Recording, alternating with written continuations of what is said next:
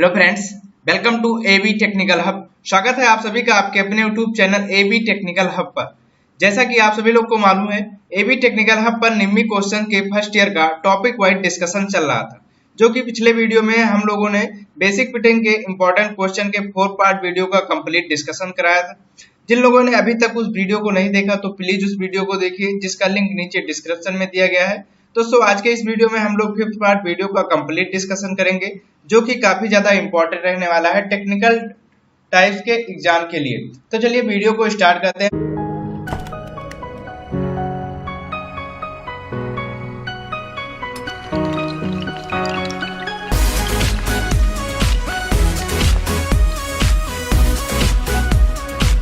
Fourth part video में हम लोगों ने 100 नंबर तक के क्वेश्चन को कवर किया था, तो इस वाले वीडियो में हम लोग 101 से लेके इस क्वेश्चन को कवर करेंगे।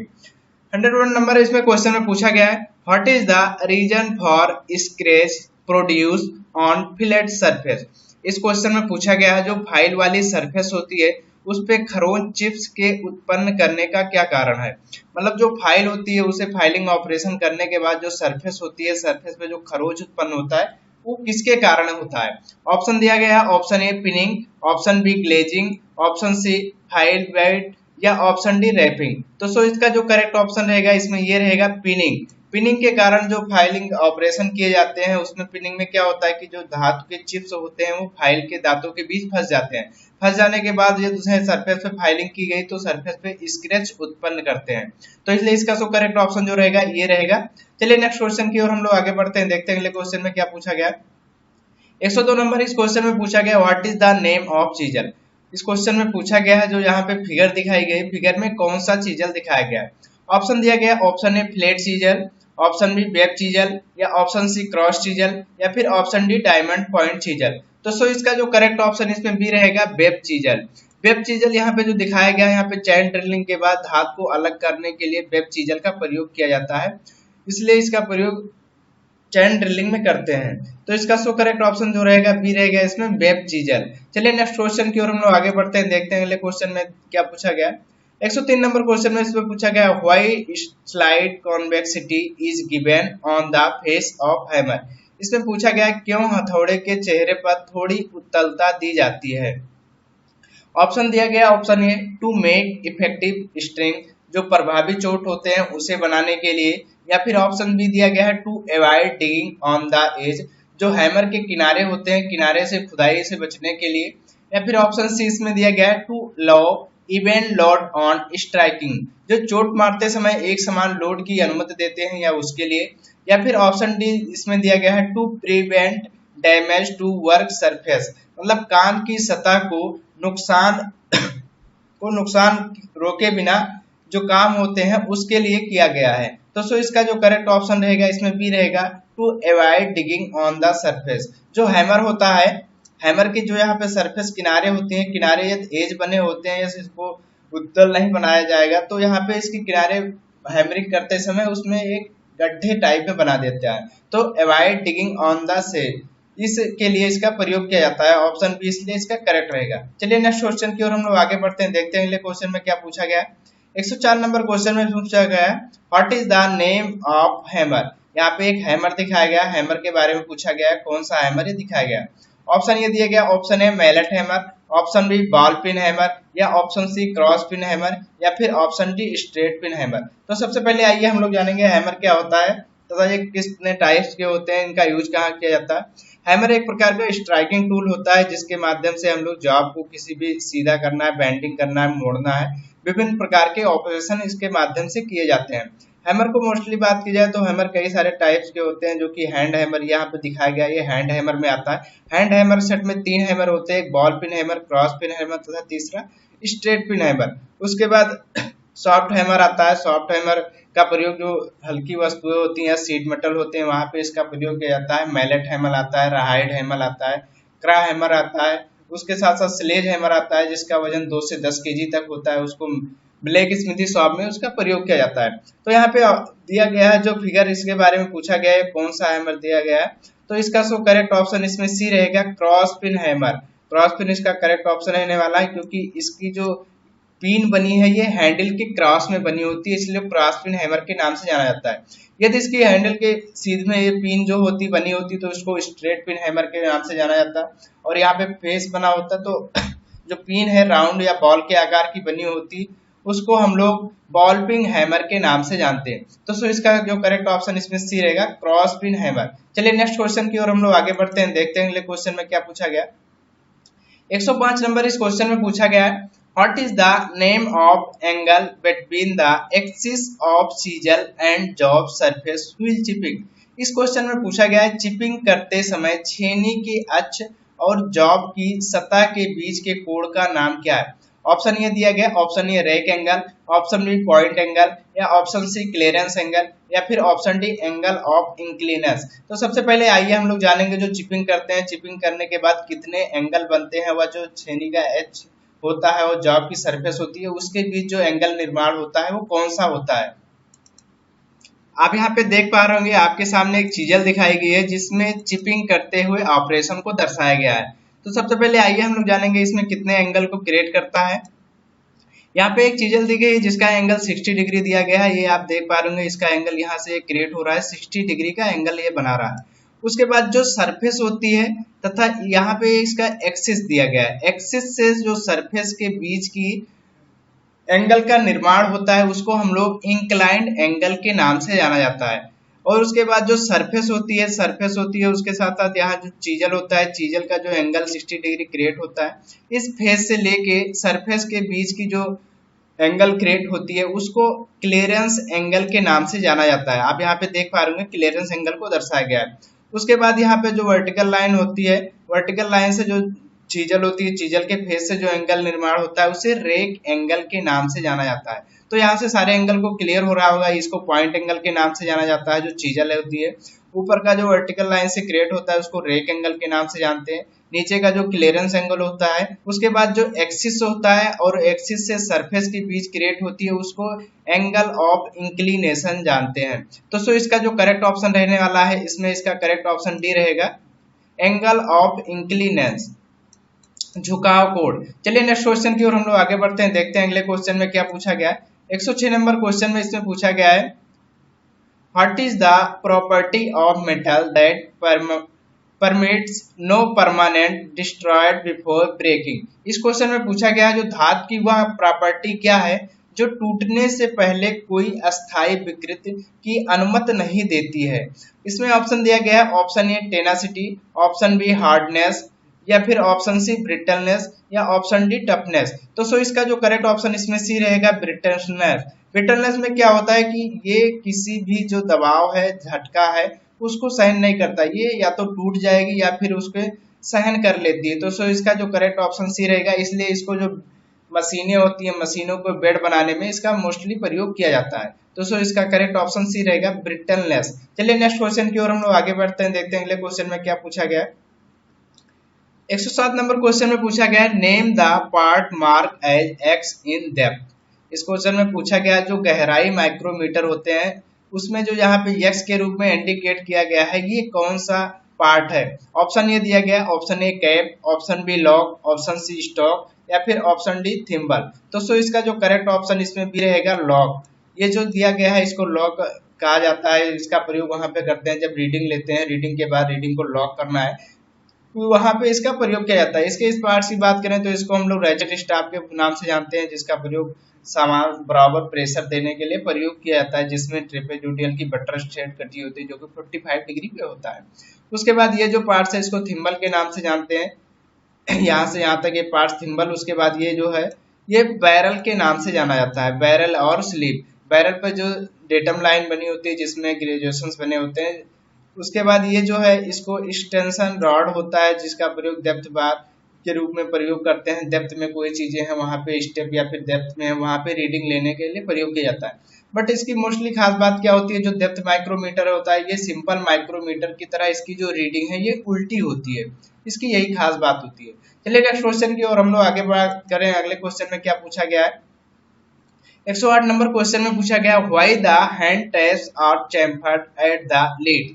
इस क्वेश्चन में पूछा गया है क्यों हैंड टैप जो लीड होता है उसको चैम्फर किया जाता है? ऑप्शन दिया गया, option A aligning, option B finishing, या ऑप्शन सी स्ट्रेटनिंग, या फिर ऑप्शन डी ग्रिपिंग। तो सो इसका जो करेक्ट ऑप्शन रहने वाला है ये रहेगा अलाइनिंग। जो हैंड टैप होता है, हैंड टैप में मोस्टली 3 टैप आते हैं, जो कि एक टेपर टैप, इंटरमीडिएट तथा तब प्लग या फिर फिनिशर टैप के नाम से जाना जाता है। उसको चैम्फर इसलिए किया जाता है क्योंकि जो ड्रिल होल होता है, ड्रिल होल में अलाइन हो जाए, आसानी से उसमें बैठ हो जाए ताकि टेपिंग करने में आसानी रहे, इसलिए उसको टेपर किया जाता है जो आगे की लीड होती है। तो सो इसका करेक्ट ऑप्शन ए रहेगा अलाइनिंग। चलिए नेक्स्ट क्वेश्चन की ओर हम लोग आगे बढ़ते हैं, देखते हैं अगले क्वेश्चन में क्या पूछा गया है। 109 नंबर क्वेश्चन में इसमें पूछा है what is the name of drilling machine. इस क्वेश्चन में पूछा है इस ड्रिल मशीन का क्या नाम है। आपके सामने यहाँ पे एक फिगर दिखाया गया है, फिगर के बारे में पूछा गया है ये कौन सी ड्रिल मशीन है। ऑप्शन इसमें दिया गया, option A pillar drilling machine, option D gang drilling machine, या option C bench drilling machine, या option D radial drilling machine. तो सो इसका जो करेक्ट ऑप्शन रहेगा ये रहेगा pillar drilling machine. Pillar drilling machine की खास बात की जो कॉलम होता है यहाँ पे ये काफी ज्यादा लंबा होता है, इसलिए इसको पिलर ड्रिलिंग मशीन के नाम से जाना जाता है। तो सो इसका जो करेक्ट ऑप्शन ये रहेगा pillar drilling machine. Gang drilling machine का हम लोग वहां पे प्रयोग करते हैं जहां मांस प्रोडक्शन करना है, वहां पे गैंग ड्रिलिंग मशीन का प्रयोग किया जाता है। उसके साथ साथ ये जो सी है ऑप्शन इसमें बेंच ड्रिलिंग मशीन दिया गया है। बेंच ड्रिलिंग जो सिंपल वर्क होते हैं वहां पे इसको बेंच ड्रिलिंग मशीन का किया जाता है, इसको एक फाउंडेशन पे फिट किया जाता है। उसके बाद ऑप्शन डी इसमें दिया गया है रेडियल ड्रिलिंग मशीन। यदि रेडियल ड्रिलिंग मशीन की बात की जाए तो ये चारों तरफ से घुमा के इसको कहीं भी किसी भी एंगल में जो कि ड्रिलिंग किया जा सकता है, इसका भी प्रयोग मास प्रोडक्शन में किया जाता है, वह हैवी वर्क के लिए इसका प्रयोग करते हैं। चलिए नेक्स्ट क्वेश्चन की ओर हम लोग आगे बढ़ते हैं, देखते हैं अगले क्वेश्चन में क्या पूछा गया। 110 नंबर इसमें पूछा गया what is the reading of an outside micrometer British. इस क्वेश्चन में पूछा गया है इस बाहरी माइक्रोमीटर जो ब्रिटिश में दिया गया है इसकी रीडिंग जो दर्शाई गई है कितनी है। तो सबसे पहले आइए हम लोग जानेंगे माइक्रोमीटर के बारे में। माइक्रोमीटर क्या होता है? माइक्रोमीटर एक सूक्ष्म मापी यंत्र होता है जिसके द्वारा हम लोग काफी ज्यादा एक्यूरेसी में, जो कि ब्रिटिश में बात की जाए तो 0.001 इंच या फिर मीट्रिक में 0.01 mm तक की एक्यूरेसी में किसी भी जॉब की बाहरी, अंदरूनी या डायमेंशन को चेक व माप सकते हैं। जो कि इसमें कई सारे टाइप्स के हैं। बाहरी के लिए आउटसाइड आता है, इनसाइड आता है, अंदरूनी जो कि डेप्थ में होता है, इनसाइड होता है, डेप्थ के लिए डेप्थ माइक्रोमीटर आता है। वो यूज के ऊपर डिपेंड करता है कौन सा माइक्रोमीटर हमें प्रयोग करना है। तो ये जो माइक्रोमीटर दिया गया है ये आउटसाइड दिया गया है, जो कि ब्रिटिश में बात किया गया है। ब्रिटिश में बात की जाए कितने होते हैं रेंज में आते हैं, तो ये 1 इंच के रेंज में आते हैं, जो कि 0 से 1 इंच, 1 इंच से 2 इंच, 2 इंच से 3 इंच तक के रेंज में आते हैं। तो ये जो माइक्रोमीटर दिया गया है इसमें 0 से 1 इंच तक के रेंज वाला दिखाया गया है। इसमें रीडिंग पूछी गई है। यदि इसमें रीडिंग की बात की जाए तो इसमें मेन डिवीजन जो कि निकाला गया है 3 तक निकाला गया है।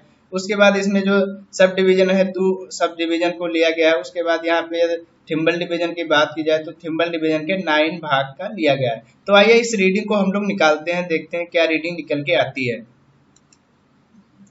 यहाँ पे देखिए आप रीडिंग निकाल के दिखाया गया। इसमें क्या है कि सबसे पहले जो मेन डिवीजन लिया गया इसमें 3 लिया गया। एक मेन डिवीजन का जो भाग का मान होता है वो 0.1 इंच होता है।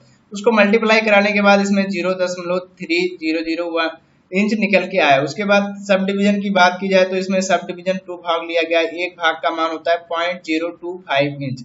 उसको मल्टीप्लाई कराने के बाद 0.05 इंच उसके भाग का मान के निकल के आया। उसके बाद इसमें थिम्बल डिवीजन की बात किया तो थिम्बल डिवीजन के 9 भाग का लिया गया है। 9 भाग, एक भाग का मान इसमें 0.001 इंच होता है। इसको मल्टीप्लाई कराने के बाद 0.009 इंच निकल के आया। टोटल रीडिंग निकालने के बाद इसमें निकल के आया 0.359 इंच, जो कि इसका टोटल रीडिंग रहेगा 0.359 इंच। इसमें ऑप्शन में दिया गया है ऑप्शन सी, जो सी दिया गया है 0.359। तो इसके लिए इसका जो करेक्ट ऑप्शन है इसमें रहेगा सी रहेगा। चलिए नेक्स्ट क्वेश्चन की ओर हम लोग आगे बढ़ते हैं, देखते हैं अगले क्वेश्चन में क्या पूछा गया है। 111 नंबर इस क्वेश्चन में पूछा है what is the accuracy of vernier bevel protector. जो वर्नियर बेवल प्रोटेक्टर होता है उसकी एक्यूरेसी या सटीकता क्या होती है। तो वर्नियर बेवल प्रोटेक्टर की बात की जाए तो इसका प्रयोग हम लोग किसी भी एंगल को चेक व मेजर करने के लिए प्रयोग करते हैं, जो कि काफी ज्यादा हाई एक्यूरेसी में जब उसकी आवश्यकता पड़ती है। तो इसलिए इसका सो करेक्ट ऑप्शन इसमें रहेगा सी रहेगा 5 मिनट। 5 मिनट तक की एक्यूरेसी में वर्नियर बेवल प्रोटेक्टर के माध्यम से हम लोग किसी भी एंगल को चेक व मेजर कर सकते हैं। चलिए नेक्स्ट क्वेश्चन की ओर हम लोग आगे बढ़ते हैं, देखते हैं अगले क्वेश्चन में क्या पूछा गया है। 112 नंबर क्वेश्चन में पूछा है what is the reading of vernier caliper. इस क्वेश्चन में पूछा गया है, यहाँ पे एक फिगर दिखाई गई, फिगर में पूछा गया है जो रीडिंग दी गई है, रीडिंग के बारे में यहाँ पे टोटल कितनी रीडिंग दिखाई गई है। तो यदि वर्नियर कैलिपर की बात की जाए तो वर्नियर कैलिपर एक सूक्ष्म मापी यंत्र होता है जिसके द्वारा हम मीट्रिक में बात करें तो 0.02 तक की एक्यूरेसी या इससे भी हाई एक्यूरेसी में हम किसी भी जॉब को मेजर व चेक कर सकते हैं। वर्नियर कैलिपर की खास बात क्या होती है कि इस एक इंस्ट्रूमेंट के द्वारा हम लोग किसी भी जो कि बाहरी, अंदरूनी व डेप्थ तीनों जो होती है मेजर कर सकते हैं। इसमें आइए रीडिंग को हम लोग निकालते हैं, रीडिंग निकालने देखते हैं कितना निकाला गया है। इसमें यदि वर्नियर कैलिपर की बात की जाए, इसमें जो मेन डिवीजन लिया गया है, कितने लिया गया है, वह मेन डिवीजन के एक भाग का मान कितना होता है।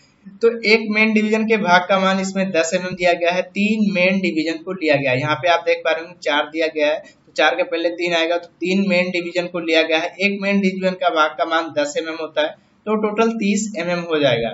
उसके बाद यदि इसमें सब डिवीजन की बात की जाए, टोटल सब डिवीजन कितने लिए गए हैं, तो इसमें 5 जो है सब डिवीजन लिए गए। एक सब डिवीजन का मान 1 mm होता है, तो इसको मल्टीप्लाई कराने के बाद इसमें 5 mm जो कि इसका सब डिवीजन का मान निकल के आएगा।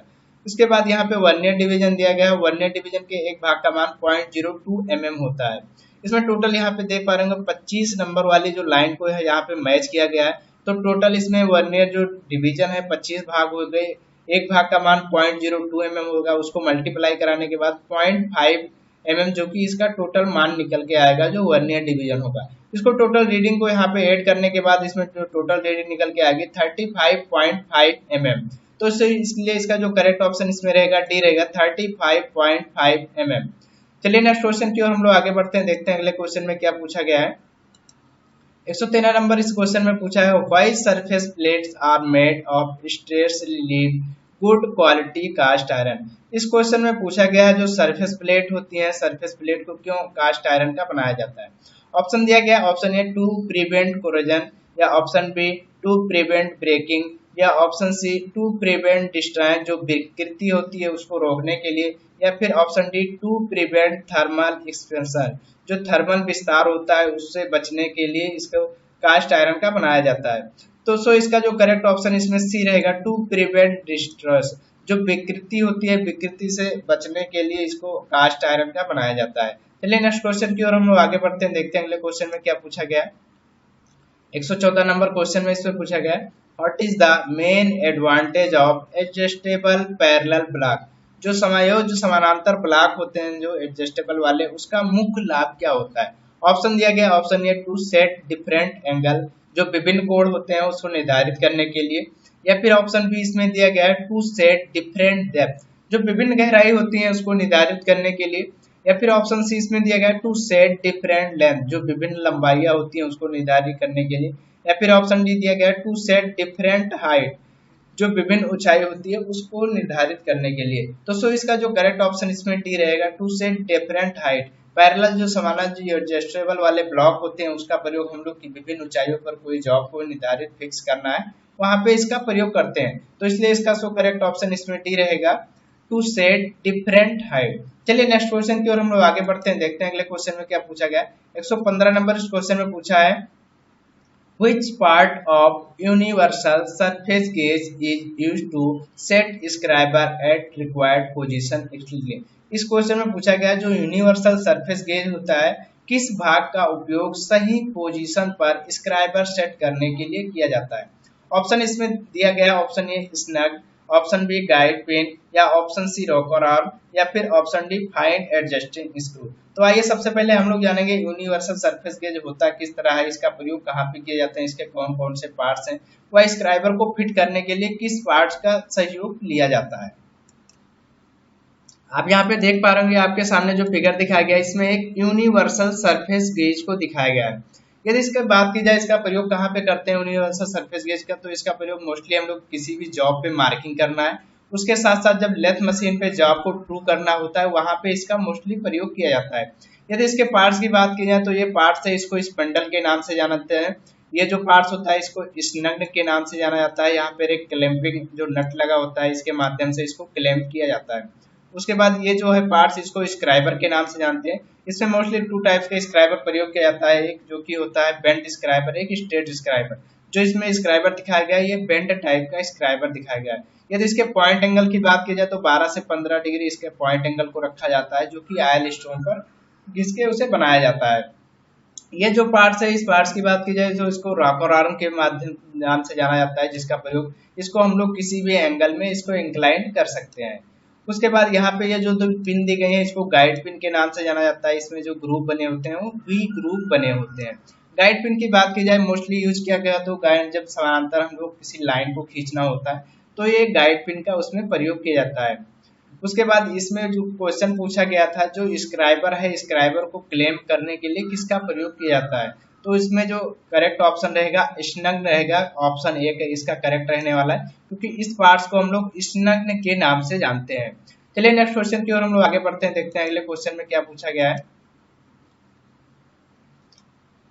116 नंबर इस क्वेश्चन में पूछा गया है, कन्वर्ट 1 मीटर इनटू मिलीमीटर। इस क्वेश्चन में पूछा गया है 1 मीटर को मिलीमीटर में बदलिए। दोस्तों इसका जो करेक्ट ऑप्शन रहने वाला है इसमें सी रहेगा 1000 मिलीमीटर।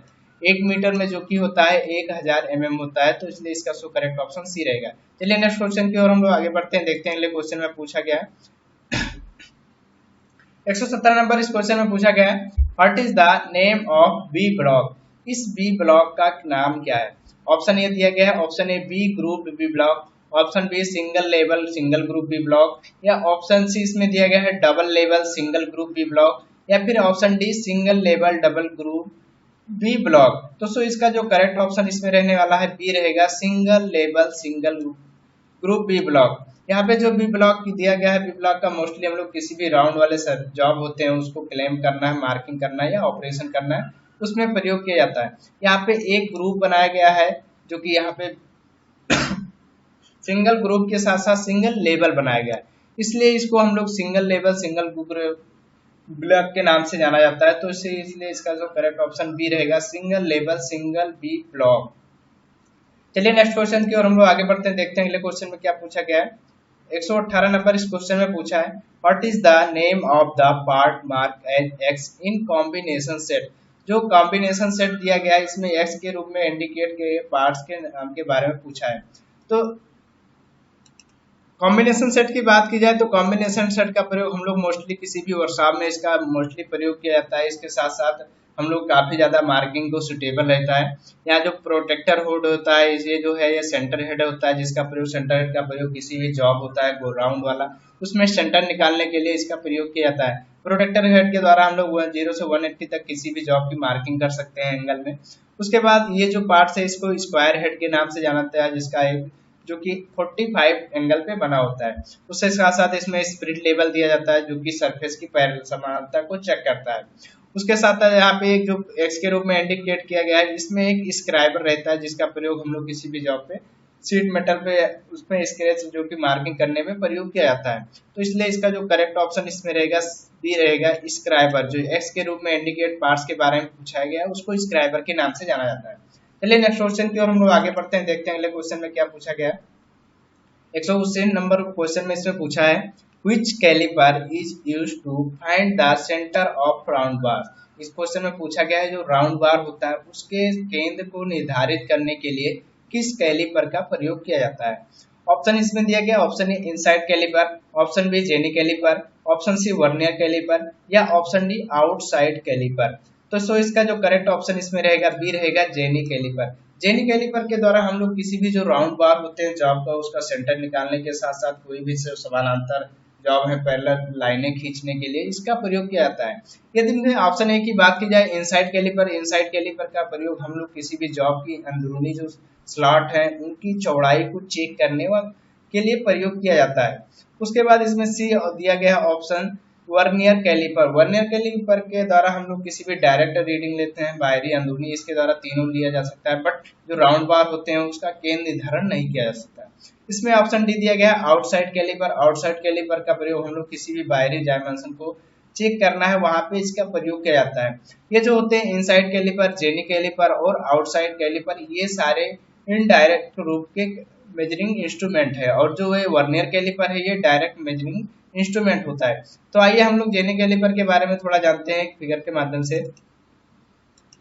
आप यहाँ देख पा रहे होंगे आपके सामने जो फिगर दिखाया गया है इसमें जेनी कैलिपर को दर्शाया गया है, जो कि एक फिक्स्ड जॉइंट जेनी कैलिपर है, दूसरा स्प्रिंग जॉइंट कैलिपर है।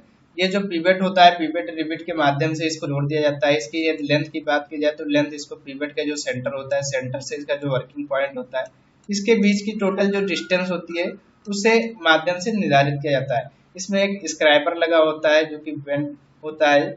उसके साथ साथ यहाँ पे बेंड वाले इस पॉइंट की बात की जाए, जो पार्ट होता है इसको 6 मोस्टली जो है 6 डिग्री पे इसको इसमें कर्व दिया जाता है, तथा इसका जो एंगल बनाता है वो 45 डिग्री पे इसे बेंड किया जाता है। ये होता है जेनी कैलिपर। इसके माध्यम से हम लोग राउंड बार होते हैं उनमें केंद्र को आसानी से निर्धारित किया जा सकता है, तथा साथ साथ में जो पैरेलल लाइन खींचनी है, जॉब पे मार्किंग करनी है डेटा मेज के साथ, वहां पे इसका मोस्टली प्रयोग किया जाता है। चलिए नेक्स्ट क्वेश्चन की हम लोग आगे बढ़ते हैं, देखते हैं अगले क्वेश्चन में क्या पूछा गया है।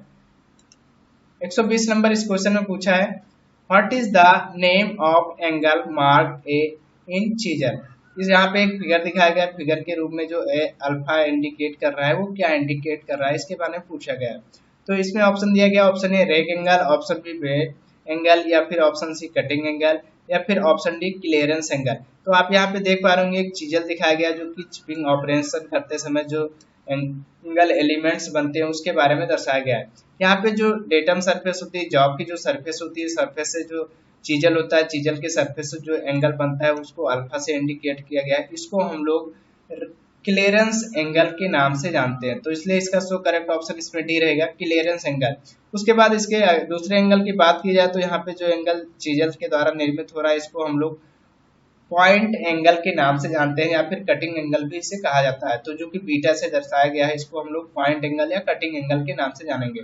उसके बाद यहाँ पे जो चीजल होती है, चीजल की जो फेस होती है, फेस से जो यहाँ पे वर्टिकल लाइन होती है, इसके बीच का जो यहाँ पे गामा दिखाया गया है, इंडिकेट किया गया है गामा से, उसको हम लोग रेक एंगल के नाम से जानते हैं। उसके बाद यहाँ पे जो दिया गया है चीजल का एक्सिस, एक्सिस से जो सरफेस होती है, सरफेस के बीच की जो एंगल का क्रिएट होता है उसको इंक्लिनेशन ऑफ एंगल के नाम से जाना जाता है। जो चीजल का झुकाव होता है वास्तविक उसके एंगल के नाम से इसे जाना जाता है। तो सो इसलिए इसका जो करेक्ट ऑप्शन डी रहेगा, क्लियरेंस एंगल। यहाँ पे ये जो अल्फा इंडिकेट कर रहा है क्लियरेंस एंगल को इंडिकेट कर रहा है। तो आज हम लोगों ने 20 क्वेश्चन को टोटल डिस्कशन किया। आई होप आप सभी को यह वीडियो पसंद आई होगी। यदि वीडियो पसंद आई तो प्लीज वीडियो को लाइक करना, शेयर करना तथा साथ साथ में चैनल को सब्सक्राइब करना, ताकि नेक्स्ट वीडियो अपलोड होती है आप तक डायरेक्ट पहुंचे। Thanks for watching.